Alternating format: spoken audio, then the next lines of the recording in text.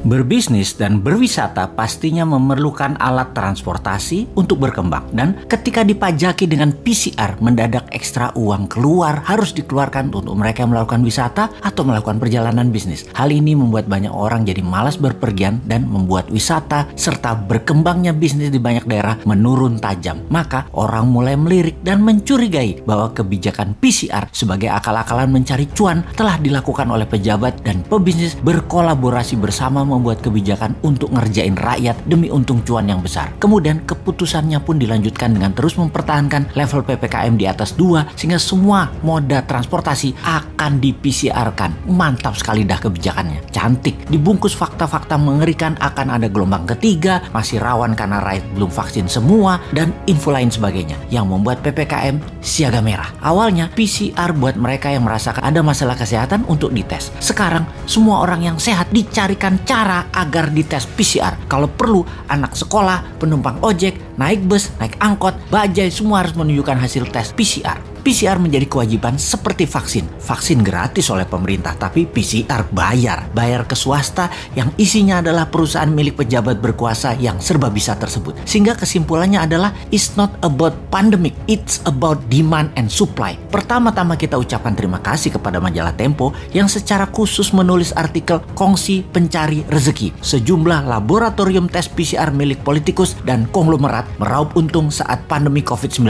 Demikian teasernya. Kita bahas faktanya. Seorang Menko merangkap jabatan sebagai koordinator PPKM, dia pucuk pimpinan dalam hal kebijakan COVID-19 dan investasi. Lalu seorang Menteri BUMN merangkap ketua tim penanganan COVID-19 dan pemulihan ekonomi nasional. Menteri Kesehatannya bekas wakil Menteri BUMN. Menteri itu ternyata ada kaitannya dengan PT Genomics Solidaritas Indonesia. Unit usaha PT itu adalah GSI Lab yang jualannya segala jenis tes COVID-19.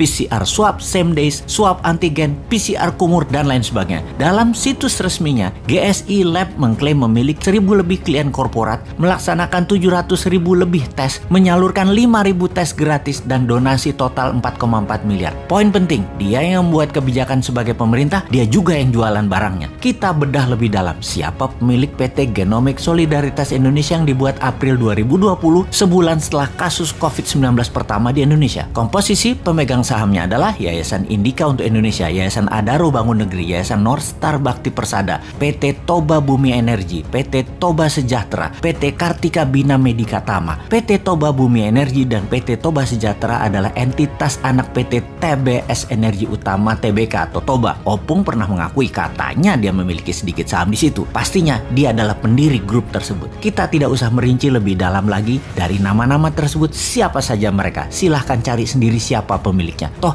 nama-nama itu adalah nama-nama terkenal semua. Oke, kita semua yakin bahwa Anda semua pasti sudah paham siapa mereka yang bermain dengan kebijakan dan meraup untung dari bisnis PCR tersebut.